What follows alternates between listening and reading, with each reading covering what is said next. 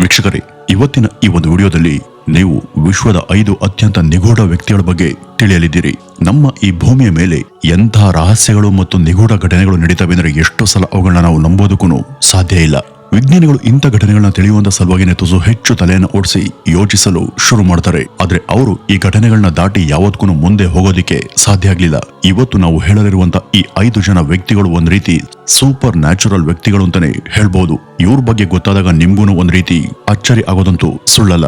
ಈ ಒಂದು ಲಿಸ್ಟ್ ಅಲ್ಲಿ ಮೊದಲನೇ ವ್ಯಕ್ತಿ ಹೆಸರು ಎಲ್ಲರ ಮನಸ್ಸನ್ನ ಕಲ್ಕುವಂತ ಈ ಒಂದು ಕತೆ 2001ರ ಜೂನ್ ನಲ್ಲಿ ಇಂಗ್ಲೆಂಡ್ ನ ಸ್ಟಾಫರ್ಡ್ಶೈರ್ ಎಂಬ ಗ್ರಾಮದಲ್ಲಿ 10 ವರ್ಷದ ಲೋರಾ ಬಕ್ಸ್ಟನ್ ಎಂಬ ಹುಡುಗಿ ತನ್ನ ಮನೆ ತೋಟದಲ್ಲಿ ನಿಂತಿದ್ದಾಗ ಅವಳ ಕೈಯಲ್ಲಿ ಹೀಲಿಯಂ ತುಂಬಿದಂತ ಒಂದು ಬಲೂನ್ ಇತ್ತು. ಅದ್ರ ಮೇಲೆ ಅವಳು ಒಂದು ಕಾರ್ಡ್ ಅನ್ನ ಕಟ್ಟಿದ್ಲು. ಅದ್ರ ಮೇಲೆ ಆಕೆ ಸ್ಪಷ್ಟವಾಗಿ ದಯವಿಟ್ಟು ಇದನ್ನ ಲೋರಾ ಬಕ್ಸ್ಟನ್ಗೆ ಹಿಂದಿರುಗಿಸಿ ಅಂತ ಬರೆದಿದ್ಲು. ಮತ್ತೆ ಕೆಳಗೆ ಅವಳ ಸಂಪೂರ್ಣ ವಿಳಾಸವನ್ನು ಕೂಡ ಬರೆಯಲಾಗಿತ್ತು. ನಂತರ ಕೆಲವೇ ಕ್ಷಣಗಳಲ್ಲಿ ಆ ಒಂದು ಬಲೂನ್ ಗಾಳಿಯಲ್ಲಿ ಹಾರಿಹೋಯಿತು. ಅದು ಸುಮಾರು 140 ಮೈಲಿಗಳ ದೂರವನ್ನು ಕ್ರಮಿಸಿ ಮಿಲ್ಟನ್ ಲಿಲೋ ಎಂಬ ಗ್ರಾಮದ ಪೊದೆಗಳಲ್ಲಿ ಎಲ್ಲೋ ಒಂದ್ ಕಡೆ ಅದು ಸಿಕ್ಕಾಕೊಳ್ಳುತ್ತೆ. ಆಮೇಲೆ ಅದರಲ್ಲಿ ಬರ್ದಿದ್ದನ್ನ ಗಮನಿಸಿದಂತ ಆತ ಇದು ಬಹುಶಃ ಯಾರೋ ಅಕ್ಕಪಕ್ಕದವರ ಮಗುನೇ ಇರಬಹುದು ಅಂತ ಭಾವಿಸಿ ಆತ ಅದನ್ನ ಸರಿಯಾದ ಮನೆಗೆನೆ ತಲುಪಿಸ್ತಾನೆ. ಇಲ್ಲಿ ಆಶ್ಚರ್ಯಕರ ವಿಷಯ ಏನು ಅಂದ್ರೆ ಆ ಒಂದು ಬಲೂನ್ ಯಾರಿಗೆ ಸಿಕ್ತೋ ಆ ಒಂದು ಹುಡುಗಿ ಹೆಸರು ಕೂಡ ಲೋರಾ ಬಕ್ಸ್ಟನ್ ಆಗಿತ್ತು. ಮತ್ತೆ ಅವಳ ವಯಸ್ಸು ಕೂಡ 10 ವರ್ಷ. ಆದ್ರೆ ಈ ಇಬ್ರು ಲೋರಾಗಳು ಇದ್ದಂತ ಜಾಗಗಳು ಮಾತ್ರ ಬೇರೆ ಬೇರೆ. ಆದ್ರೆ ಅವರಿಬ್ಬರ ಹೆಸರು ಮತ್ತು ವಯಸ್ಸು ಒಂದೇ ಆಗಿತ್ತು. ಹಾಗಾಗಿ ಆಕೆ ಪೋಷಕರು ತಕ್ಷಣ ಆ ಬಲೂನ್ ಅನ್ನ ಸರಿಯಾದ ಸ್ಥಳಕ್ಕೆ ತಲುಪಿಸೋದಕ್ಕೆ ನಿರ್ಧರಿಸ್ತಾರೆ. ಆಗ ಅವರು ಆ ಒಂದು ಅಡ್ರೆಸ್ ಅನ್ನ ಹುಡ್ಕೊಂಡು ಹೋದಾಗ ಇಬ್ರು ಲೋರಾಗಳು ಮೊದಲ ಬಾರಿಗೆ ಮುಖಾಮುಖಿ ಆಗ್ತಾರೆ. ಆಗ್ಲಿ ನೋಡಿ, ನಿಜಕ್ಕೂ ಎಲ್ಲರ ಕಣ್ಣುಗಳು ಅರಳಿದ್ವು. ಏಕೆಂದ್ರೆ ಕಾಕತಾಳೀಯವೇನೋ ಅನ್ನುವಂತೆ ಆ ದಿನ ಇಬ್ರು ಕೂಡ ಒಂದೇ ಬಣ್ಣದ ಗುಲಾಬಿ ಟಿ ಶರ್ಟ್ ಮತ್ತು ನೀಲಿ ಜೀನ್ಸ್ ಅನ್ನ ಧರಿಸಿದ್ರು. ಇಬ್ಬರ ಕೂದಲಿನ ಬಣ್ಣ ಮತ್ತು ಕಣ್ಣುಗಳ ಬಣ್ಣ ಕೂಡ ಸಂಪೂರ್ಣವಾಗಿ ಒಂದೇ ಆಗಿತ್ತು. ವಯಸ್ಸು ಮತ್ತು ಹೆಸರಿನ ಹೊರತಾಗಿ ಅವರು ಒಂದೇ ರೀತಿಯ ಸಾಕು ಪ್ರಾಣಿಗಳನ್ನು ಕೂಡ ಹೊಂದಿದ್ರು. ಇಬ್ಬರ ಬಳಿ ಕೂಡ ಒಂದು ಕಪ್ಪು ಬಣ್ಣದ ಲ್ಯಾಬ್ರಡಾರ್ ನಾಯಿ ಇತ್ತು. ಅದಷ್ಟೇ ಅಲ್ಲದೆ ಒಂದು ಗಿನಿಯಾ ಪಿಗ್ ಮತ್ತು ಒಂದು ಮೊಲ ಕೂಡ ಇಬ್ಬರ ಬಳಿಯೂ ಇತ್ತು. ಇದನ್ನೆಲ್ಲ ನೋಡಿದಂತ ಅಲ್ಲಿದ್ದ ಎಲ್ಲರೂ ಕೂಡ ನಿಜಕ್ಕೂ ಆಶ್ಚರ್ಯಚಕಿತರಾಗ್ತಾರೆ. ಒಂದು ಬಲೂನ್, 2 ಬೇರೆ ಬೇರೆ ಜಾಗಗಳು, ಇವಿಷ್ಟನ್ನ ಹೊರತುಪಡಿಸಿ ನೋಡಿದ್ರೆ ಆ ಇಬ್ರು ವಯಸ್ಸು, ಹೆಸರು, ಬಟ್ಟೆ, ಕೂದಲು, ಕಣ್ಣುಗಳು ಮತ್ತು ಅವ್ರ ಬಳಿ ಇದ್ದಂತ ಸಾಕು ಪ್ರಾಣಿಗಳು ಹೀಗೆ ಎಲ್ಲ ಕೂಡ ಒಂದೇ ಆಗಿದ್ವು. ವೀಕ್ಷಕರೇ, ಈ ಒಂದು ಘಟನೆ ಸಾಮಾನ್ಯ ಕಾಕತಾಳೀಯದಂತೆ ಅನಿಸ್ಲಿಲ್ಲ. ಮತ್ತೆ ಜನ ಇದನ್ನ ಪ್ರಪಂಚದ ಅತ್ಯಂತ ನಿಗೂಢ ಮತ್ತು ಅದ್ಭುತ ಪ್ರಕರಣಗಳಲ್ಲಿ ಒಂದು ಅಂತ ಒಪ್ಕೊಂಡ್ರು. ಇದು ಕೇವಲ ಅದೃಷ್ಟದ ಆಟನ ಅಥವಾ ಆ ಇಬ್ರು ಮಕ್ಕಳನ್ನ ಸಂಪರ್ಕ ಮಾಡೋದಕ್ಕೆ ಬಯಸಿದಂತ ಯಾವುದೋ ಒಂದು ಅದೃಷ್ಟ ಶಕ್ತಿನ ಅಥವಾ ಮಾಯಾ ಸಂಕಲ್ಪ ಇರ್ಬೋದಾ ಅನ್ನೋದು ಗೊತ್ತಿಲ್ಲ. ಒಟ್ನಲ್ಲಿ ಇದು ಇವತ್ತಿಗೂ ಒಂದು ದೊಡ್ಡ ರಹಸ್ಯವಾಗಿನೇ ಉಳಿದೋಗಿದೆ. ಇನ್ನು ಎರಡನೇ ವ್ಯಕ್ತಿ ಹೆಸರು ಪ್ರೇನ್ ಸೆಲಾಕ್. ಈ ವ್ಯಕ್ತಿ ಸಾವಿನ ದವಡೆಯಿಂದ 7 ಬಾರಿ ಹಿಂದಿರುಗಿ ಬಂದು ಕೋಟ್ಯಾಂತರ ರೂಪಾಯಿಗಳ ಲಾಟರಿನ ಗೆದ್ದು ಇಡೀ ಜಗತ್ತನ್ನೇ ಆಶ್ಚರ್ಯಗೊಳಿಸಿದೆ ಅಂದ್ರೆ ನಿಮ್ಗೆ ನಂಬೋದಕ್ಕೆ ಸಾಧ್ಯನಾ?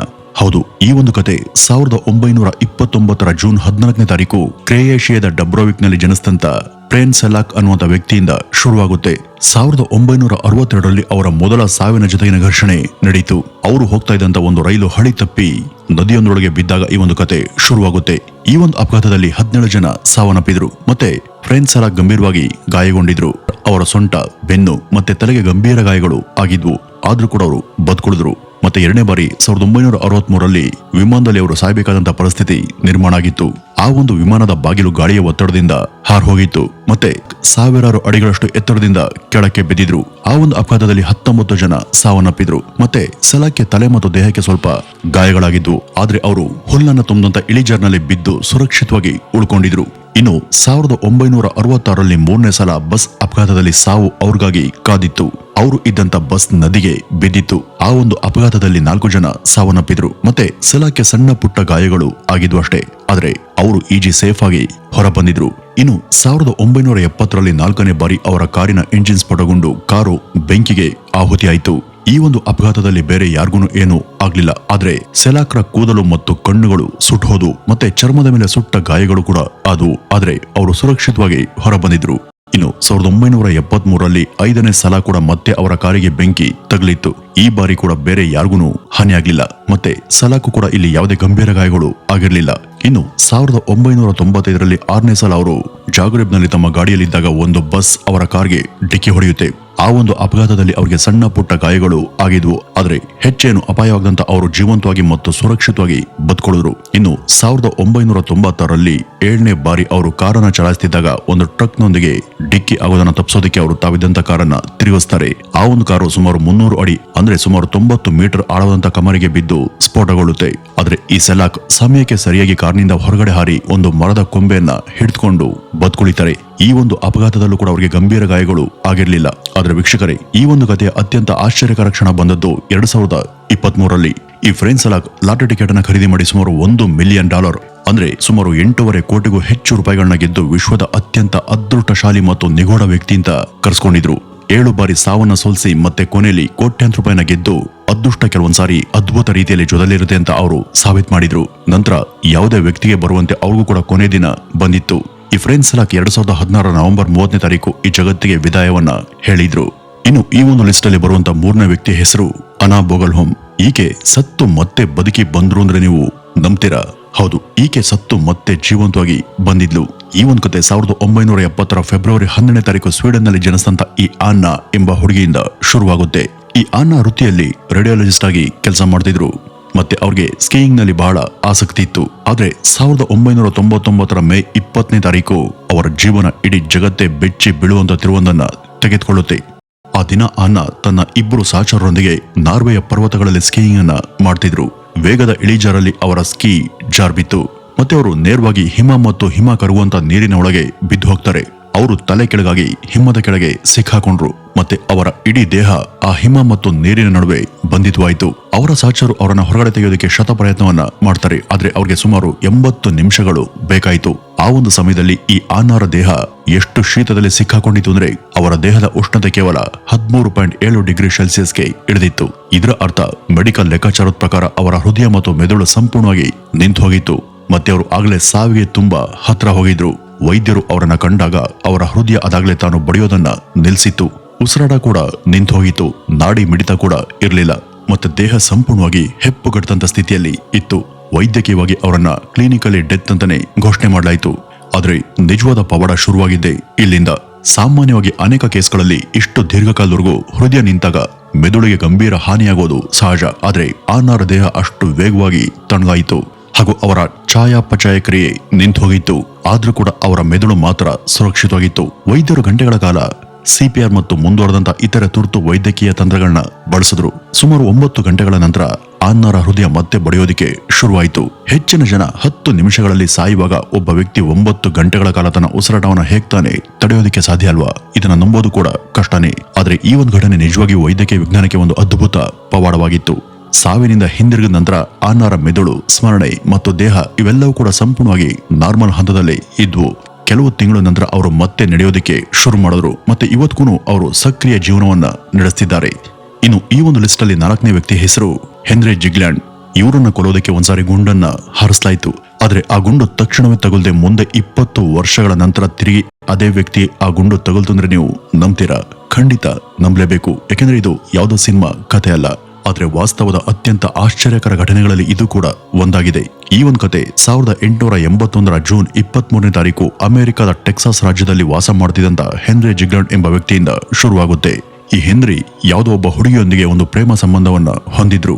ಆದ್ರೆ ಕೆಲವು ಕಾರಣಗಳಿಂದ ಅವರ ಸಂಬಂಧ ಮುರಿದ್ಬಿತ್ತು. ಈ ಒಂದು ಸಂಬಂಧ ಮುರಿದ ನಂತರ ಆ ಹುಡುಗಿ ತೀವ್ರ ಖಿನ್ನತೆಗೆ ಒಳಗಾದ್ಲು. ಸ್ವಲ್ಪ ಸಮಯದ ನಂತರ ಆಕೆ ತನ್ನ ಪ್ರಾಣವನ್ನ ಕಳೆದುಕೊಳ್ತಾಳೆ. ಅಂದ್ರೆ ಆಕೆ ಮೃತಪಟ್ಟಿದ್ಲು. ಆ ಹುಡುಗಿಯ ಸಾವಿನ ನಂತರ ಅವಳ ಸಹೋದರ ಸಂಪೂರ್ಣವಾಗಿ ಕೂಗು ಹೋಗ್ತಾನೆ ಮತ್ತೆ ಅವನ ಮನಸ್ಸಲ್ಲಿ ಆಗ ಉಳಿದಿದ್ದಂತ ವಿಷಯ ಒಂದೇ, ತನ್ನ ಸಹೋದರಿಯ ಸಾವಿಗೆ ಈ ಹೆನ್ರಿನೇ ಕಾರಣ ಅನ್ನೋದು. ಈ ರೀತಿ ಅಸಮಾಧಾನದಿಂದ ಪ್ರತೀಕಾರದ ಬೆಂಕಿಯಲ್ಲಿ ಉರಿತದಂತ ಅವನು 1883ರಲ್ಲಿ ಒಂದ್ ದಿವಸ ಒಂದು ಬಂದೂಕನ್ನ ತಗೊಂಡು ಹೆನ್ರಿಯನ್ನ ಕೊಲ್ಲೋದಕ್ಕೆ ಬಂದಿದ್ದ. ಅವನಿಗೆ ಅವಕಾಶ ಸಿಕ್ಕ ತಕ್ಷಣ ಸ್ವಲ್ಪ ಕೂಡ ಯೋಚಿಸ್ತಂತ ಅವನು ಹೆನ್ರಿ ಮೇಲೆ ಗುಂಡನ್ನ ಹಾರಿಸ್ತಾನೆ. ಆದ್ರೆ ಆ ಒಂದು ಕ್ಷಣದಲ್ಲಿ ಅದೃಷ್ಟ ಈ ಹೆನ್ರಿಯ ಜೊತೆ ನಿಂತಿತ್ತು. ಆ ಒಂದು ಗುಂಡು ನೇರವಾಗಿ ಅವನ ತಲೆಗೆ ತಗುಲುವಂತ ಬದಲು ಅವನ ತಲೆಯನ್ನ ಲಘುವಾಗಿ ಸ್ಪರ್ಶ ಮಾಡಿ ಹತ್ರ ನಿಂತಿದ್ದಂತ ಒಂದು ಮರದ ಕಾಂಡದಲ್ಲಿ ಸಿಕ್ಕಾಕೊಳ್ತು. ಹೆನ್ರಿ ನೆಲದ ಮೇಲೆ ಬಿದ್ದ. ಮತ್ತೆ ಆ ಹುಡುಗಿಯ ಸೋದರ ಈ ಹೆನ್ರಿ ಬಹುಶಃ ಸತ್ತಿದ್ದಾನೆ ಅಂತ ಭಾವಿಸ್ತಾನೆ. ತನ್ನ ಸೋದರಿಯ ಸಾವು ಮತ್ತು ತಾನು ಮಾಡಿದಂತ ಅಪರಾಧದ ಭಾರದಿಂದಾಗಿ ಆ ಯುವಕ ತಾನು ಕೂಡ ಅಲ್ಲೇ ಗುಂಡನ್ನು ಹಾರಿಸ್ಕೊಂಡು ಸತ್ತು ಹೋಗ್ತಾನೆ. ಆದ್ರೆ ನಿಜಾಂಶ ಏನಂದ್ರೆ ಹೆನ್ರಿ ಸತ್ತಿರ್ಲಿಲ್ಲ, ಅವನು ಜೀವಂತವಾಗೇನೆ ಇದ್ದ. ಅವನಿಗೆ ಕೇವಲ ಸಣ್ಣ ಪುಟ್ಟ ಗಾಯಗಳು ಮಾತ್ರ ಆಗಿದ್ವು ಅಷ್ಟೇ. ಸ್ವಲ್ಪ ಸಮಯದ ನಂತರ ಅವನು ಸಂಪೂರ್ಣವಾಗಿ ಗುಣಮುಖನಾಗ್ತಾನೆ. ನಂತರ ಇದೇ ತರ ವರ್ಷಗಳು ನಿಧಾನವಾಗಿ ಕಳೆದವು. ಜನ ಕೂಡ ಆ ಒಂದು ಘಟನೆಯನ್ನ ಮರೆತರು. ಮತ್ತೆ ಈ ಹೆನ್ರಿ ತನ್ನ ಜೀವನವನ್ನ ಸಾಮಾನ್ಯ ರೀತಿಯಲ್ಲಿ ನಡೆಸೋದಿಕ್ಕೆ ಶುರು ಮಾಡ್ದ.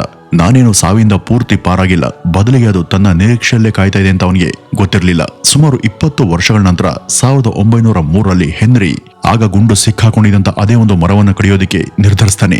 ಮರ ತುಂಬಾ ದಪ್ಪವಾಗಿ ಬೆಳೆದಿತ್ತು. ಅದನ್ನ ಕತ್ತರಿಸೋದು ಸುಲಭ ಆಗಿರಲಿಲ್ಲ. ಆದ್ರಿಂದ ಹೆನ್ರಿ ಮರವನ್ನ ಸ್ಫೋಟಿಸೋದಿಕ್ಕೆ ಅದರ ಕಾಂಡದಲ್ಲಿ ಕೆಲವು ಮದ್ದು ಗುಂಡುಗಳನ್ನ ಇಟ್ಟಿದ್ದ. ಈ ಮದ್ದು ಗುಂಡುಗಳಿಂದಾಗಿ ಅದು ಸ್ಫೋಟ ಆದ ತಕ್ಷಣ ಮರದ ಕಾಂಡ ಒಡೆದೋಗುತ್ತೆ. ಮತ್ತೆ ಅದರ ಒಳಗೆ ಹುದುಗಿದಂತ ಅದೇ 20 ವರ್ಷಗಳ ಹಳೆಯ ಗುಂಡು ತನ್ನ ಪೂರ್ಣ ಶಕ್ತಿಯೊಂದಿಗೆ ಹೊರಬಂದು ನೇರವಾಗಿ ಹೆನ್ರಿ ಜಿಗ್ಲೆನ್ನ ತಲೆಗೆ ತಗಲಿತ್ತು. ಈ ಬಾರಿ ಅದೃಷ್ಟ ಅವನಿಗೆ ಬದುಕೋದಿಕ್ಕೆ ಯಾವುದೇ ಅವಕಾಶವನ್ನ ಕೊಡ್ಲಿಲ್ಲ. ಹಾಗಾಗಿ ಹೆನ್ರಿ ಸ್ಥಳದಲ್ಲಿ ಸಾವನ್ನಪ್ಪಿದ್ದ. ವೀಕ್ಷಕರೇ, ಯೋಚಿಸ್ ನೋಡಿ, 1883ರಲ್ಲಿ ಅವನ ಪ್ರಾಣವನ್ನು ಉಳಿಸಿದಂತ ಅದೇ ಒಂದು ಗುಂಡು 1903ರಲ್ಲಿ ಬಹಳ ವಿಚಿತ್ರ ರೀತಿಯಲ್ಲಿ ಅವನ ಜೀವವನ್ನ ತೆಗೆದಿತ್ತು. ಒಬ್ಬ ಮನುಷ್ಯ 20 ವರ್ಷಗಳ ಕಾಲ ತನ್ನ ಸಾವನ್ನ ಮುಂದೂಡಬಹುದು ಅನ್ನೋದು ಅಥವಾ ಅದನ್ನ ನಂಬೋದು ಕಷ್ಟ. ಆದ್ರೆ ಇದು ಹೆನ್ರಿ ಜಿಗ್ಲೆಂಡ್ನ ಕಥೆಯ ಅತ್ಯಂತ ಆಶ್ಚರ್ಯಕರ ಮತ್ತು ವಾಸ್ತವ ಅಂತಾನೆ ಹೇಳಬಹುದು. ಇನ್ನು ಈ ಒಂದು ಲಿಸ್ಟ್ ಅಲ್ಲಿ ಬರುವಂತ ಕೊನೆ ವ್ಯಕ್ತಿ ಹೆಸರು ಬೋರಿಸ್ಕಾ ಕ್ರಿಪಿಯಾನೋವಿಚ್. ಒಂದು ಚಿಕ್ಕ ಮಗು ತಾನು ಹಿಂದಿನ ಜನ್ಮದಲ್ಲಿ ಮಂಗಳ ಗ್ರಹದಲ್ಲಿ ವಾಸ ಮಾಡ್ತಿದೆ ಅಂತ ಹೇಳಿದ್ರೆ ನೀವು ನಂಬ್ತೀರಾ? ಹೌದು, ಇದು ಯಾವುದೇ ಕಲ್ಪನೆ ಇಲ್ಲ. ಆದ್ರೆ ವಿಜ್ಞಾನಿಗಳು, ವೈದ್ಯರು ಮತ್ತು ಇಡೀ ಜಗತ್ತನ್ನೇ ಆಶ್ಚರ್ಯಗೊಳಿಸುವಂತ ಒಂದು ನಿಗೂಢ ನಿಜವಾದಂತಹ ಕತೆ. ಈ ಒಂದು ಕತೆ ಈ ಬೋರಿಸ್ಕಾ ಎಂಬ ಮಗುವಿನಿಂದ ಶುರುವಾಗುತ್ತೆ. ಈ ಬೋರಿಸ್ಕಾ ಕ್ರಿಪಿಯಾನೋವಿಚ್ 1996ರ ಜನವರಿ 11ನೇ ತಾರೀಕು ರಷ್ಯಾದ ವೋಲ್ಗೋಗ್ರಾಡ್ ಪ್ರದೇಶದಲ್ಲಿ ಜನಿಸಿದಂತ ಹುಡುಗ. ಜನನದ ಕೆಲವು ತಿಂಗಳ ನಂತರ ಅವರ ಪೋಷಕರಿಗೆ ಈ ಮಗು ಸಾಮಾನ್ಯ ಅಲ್ಲ ಅಂತ ಅನ್ಸೋದಿಕ್ಕೆ ಶುರುವಾಗುತ್ತೆ. ಈ ಬೋರಿಸ್ಕಾ ಕೇವಲ 4 ತಿಂಗಳ ವಯಸ್ಸಿನಲ್ಲಿ ತನ್ನ ತಲೆಯನ್ನು ಹಿಡಿದುಕೊಂಡು ಅತ್ತಿಂದಿತ್ತ ಕತ್ತನ ಆಡಿಸೋದಿಕ್ಕೆ ಶುರು ಮಾಡಿದ. ಮತ್ತೆ 7 ತಿಂಗಳಲ್ಲಿ ಅವನು ಸ್ಪಷ್ಟವಾಗಿ ಮಾತನಾಡಲು ಕೂಡ ಶುರು ಮಾಡಿದ್ದ. ಅವನು 1.5 ವರ್ಷದವನಾಗಿದ್ದಾಗ ಅವನು ಪತ್ರಿಕೆಗಳನ್ನ ಓದೋದಕ್ಕೆ ಮತ್ತು ಚಿತ್ರಗಳನ್ನ ಬಿಡಿಸೋದಕ್ಕೂ ಶುರು ಮಾಡಿದ. ಇದನ್ನು ನೋಡಿ ವೈದ್ಯರು ಕೂಡ ಆಶ್ಚರ್ಯಚಕಿತರಾಗ್ತಾರೆ. ಆದ್ರೆ ನಿಜವಾದ ರಹಸ್ಯ ಶುರುವಾಗೋದು ಬೋರಿಸ್ಕಾ 3ರಿಂದ 4 ವರ್ಷ ವಯಸ್ಸಿನಲ್ಲಿ ಇದ್ದಾಗ. ಅವನು ಆ ಒಂದು ಸಮಯದಲ್ಲಿ ಒಂದು ಸಾಮಾನ್ಯ ಮಗುವಿನಿಂದ ಮಾತನಾಡೋದಕ್ಕೆ ಸಾಧ್ಯವಾಗದಂತ ವಿಷಯಗಳನ್ನ ಮಾತನಾಡೋದಕ್ಕೆ ಶುರು ಮಾಡಿದಾಗ ಅವನು ತನ್ನ ಪೋಷಕರಿಗೆ ತಾನು ಮಂಗಳ ಗ್ರಹದಿಂದ ಬಂದಿದ್ದೇನೆ, ಮತ್ತೆ ಅಲ್ಲಿ ಈ ಮೊದಲು ಒಂದು ಸುಧಾರಿತ ನಾಗರಿಕತೆ ವಾಸ ಮಾಡ್ತಾ ಇತ್ತು ಅಂತಾನೂ ಕೂಡ ಆತ ಹೇಳ್ತಿದ್ದ. ಮಂಗಳ ಗ್ರಹದಲ್ಲಿ ವಾಸ ಮಾಡುವಂತ ಜನ ಬಹಳ ಬುದ್ಧಿವಂತರು ಮತ್ತು ತಾಂತ್ರಿಕವಾಗಿ ಅವರು ಅತ್ಯಂತ ಮುಂದುವರೆದಂತ ಜನ ಅಂತಾನೂ ಕೂಡ ಈ ಬೋರಿಸ್ಕಾ ಹೇಳ್ತಿದ್ದ. ಅವರು ಬಾಹ್ಯಾಕಾಶದ ನೌಕೆಗಳೊಂದಿಗೆ ವಿವಿಧ ಗ್ರಹಗಳಿಗೆ ಪ್ರಯಾಣ ಮಾಡುವಂತ ಸಾಮರ್ಥ್ಯವನ್ನು ಹೊಂದಂತ ಜನ ಅಂತಾನೂ ಕೂಡ ಅವನು ಹೇಳಿದ್ದ. ಇನ್ನು ಮಂಗಳ ಗ್ರಹದಲ್ಲಿ ಒಂದ್ಸಾರಿ ಭೀಕರ ಪರಮಾಣು ಯುದ್ಧ ನಡೆದಿತ್ತು. ಇದರಿಂದಾಗಿ ಅಲ್ಲಿಯ ನಾಗರಿಕತೆ ಬಹುತೇಕ ನಾಶ ಆಯಿತು ಅಂತ ಕೂಡ ಈ ಬೋರಿಸ್ಕಾ ಹೇಳ್ತಿದ್ದ. ಆತನ ಪ್ರಕಾರ ಇವತ್ತು ಮಂಗಳ ಗ್ರಹ ಕೆಂಪು ಬಣ್ಣದಲ್ಲಿ ಕಾಣೋದಕ್ಕೆ ಕಾರಣ ಅಲ್ಲಿಯ ವಾತಾವರಣ ನಾಶ ಆಗಿರೋದ್ರಿಂದ ಮಂಗಳ ಗ್ರಹದ ಜನ ಉಸಿರಾಡೋದಕ್ಕೆ ವಿಶೇಷ ತಂತ್ರಜ್ಞಾನವನ್ನು ಕೂಡ ಬಳಸ್ತಾ ಇದ್ದಾರೆ ಅಂತನೂ ಆತ ಹೇಳಿದ್ದ. ಮತ್ತೆ ಅಲ್ಲಿದ್ದಂತ ಜನರಿಗೆ ವಯಸ್ಸು ಮತ್ತು ಮುಪ್ಪುತನ ಆವರಿಸ್ತಾ ಇರಲಿಲ್ಲ. ಬದಲಿಗೆ ಅವರಲ್ಲಿ ವಯಸ್ಸಾಗುವಂತ ಪ್ರಕ್ರಿಯೆ ಸಂಪೂರ್ಣವಾಗಿ ವಿಭಿನ್ನವಾಗಿ ಇತ್ತು ಅಂತಾನೂ ಕೂಡ ಈ ಬೋರಿಸ್ ಹೇಳಿದ್ದ. ಅತ್ಯಂತ ಆಶ್ಚರ್ಯಕರ ವಿಷಯ ಏನಂದ್ರೆ ಈ ಬೋರಿಸ್ಕ್ ಈಜಿಪ್ಟಿನ ಪಿರಮಿಡ್ಗಳ ಬಗ್ಗೆ ಕೂಡ ಸಾಮಾನ್ಯ ಜನರಿಗೆ ಗೊತ್ತಿಲ್ಲದಂತ ಮಾಹಿತಿಯನ್ನ ಕೊಟ್ಟಿದ್ದ. ತಾನು ಹಿಂದಿನ ಜನ್ಮದಲ್ಲಿ ಭೂಮಿಗೆ ಬಂದು ಈಜಿಪ್ಟ್ನ ನಾಗರಿಕತೆಯನ್ನ ನೋಡಿದ್ದೆ ಮತ್ತು ಪಿರಮಿಡ್ಗಳೊಂದಿಗೆ ಅಡಗಿರುವಂತಹ ರಹಸ್ಯಗಳ ಬಗ್ಗೆ ವಿವರವಾಗಿ ಹೇಳಿದೆ ಅಂತಾನೂ ಕೂಡ ಆತ ಹೇಳ್ಕೊಂಡಿದ್ದ. ಅಲ್ಲಿಯ ಸುಪ್ರಸಿದ್ಧ ಗ್ರೇಟ್ ಪಿರಮಿಡ್ ನ ಒಳಗೆ ಒಂದು ರಹಸ್ಯ ಕೊಠಡಿ ಇದೆ, ಅದನ್ನ ಇನ್ನೂ ಕೂಡ ಸಂಪೂರ್ಣವಾಗಿ ತೆರೆಯಲಾಗಿಲ್ಲ ಅಂತಾನೂ ಕೂಡ ಆತ ಹೇಳಿದ್ದ. ಈ ಬೋರಿಸ್ಕರ ಮಾತುಗಳು ಯಾರಿಗೂ ಕೂಡ ಕೇವಲ ಕಲ್ಪನೆಯಂತೆ ಅನಿಸ್ಲಿಲ್ಲ. ಯಾಕೆಂದ್ರೆ ಆತ ಖಗೋಳ ವಿಜ್ಞಾನ, ಬಾಹ್ಯಾಕಾಶ, ಗ್ರಹಗಳ ರಚನೆ ಮತ್ತು ತಾಂತ್ರಿಕ ಪದಗಳನ್ನ ತಾನು ಎಲ್ಲೂ ಕೂಡ ಓದಿಲ್ಲ ಎಂಬಂತೆ ಬಹಳ ಸುಲಭವಾಗಿ ಮತ್ತು ಸಹಜವಾಗಿಯೇ ಬಳಸ್ತಾ ಇದ್ರು. ಅನೇಕ ವಿಜ್ಞಾನಿಗಳು, ಮನಃಶಾಸ್ತ್ರಜ್ಞರು ಮತ್ತು ಸಂಶೋಧಕರು ಅವನನ್ನ ಪರೀಕ್ಷೆ ಮಾಡಿದ್ರು. ಆದ್ರೆ ಅವನು ಸುಳ್ಳನ್ನ ಹೇಳ್ತಿದ್ದಾನೆ ಅಥವಾ ಯಾರೋ ಅವನಿಗೆ ಇವೆಲ್ಲವನ್ನು ಕೂಡ ಕಲಿಸಿದ್ದಾರೆ ಅಂತ ಅವರು ಸಾಬೀತು ಮಾಡೋದಕ್ಕೆ ಕೊನೆವರೆಗೂ ಅವರಿಂದ ಸಾಧ್ಯ ಆಗಲೇ ಇಲ್ಲ. ಇವತ್ತಿಗೂ ಈ ಬೋರಿಸ್ಕಾ ಕ್ರಿಪಿಯಾನೋವಿಚ್ ರವರ ಈ ರೋಚಕ ಕಥೆ ವಿಶ್ವದ ದೊಡ್ಡ ದೊಡ್ಡ ರಹಸ್ಯಗಳಲ್ಲಿ ಒಂದು ಅಂತಾನೂ ಪರಿಗಣಿಸಲ್ಪಟ್ಟಿದೆ. ಕೆಲವರು ಅವನು ಹಿಂದಿನ ಜನ್ಮದ ನೆನಪುಗಳನ್ನ ಹೊತ್ಕೊಂಡೇ ಜನಿಸಿದ್ದಾನೆ ಎಂಬುದನ್ನ ನಂಬ್ತಾರೆ.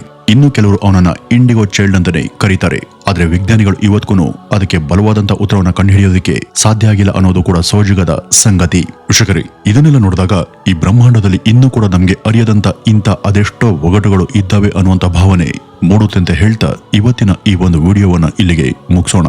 ಇನ್ನು ಇದ್ರ ಬಗ್ಗೆ ನಿಮ್ಮ ಅನಿಸಿಕೆಯನ್ನ ಕಮೆಂಟ್ ನ ಮೂಲಕ ತಪ್ಪದೆ ತಿಳಿಸಿ. ನಮಸ್ಕಾರ.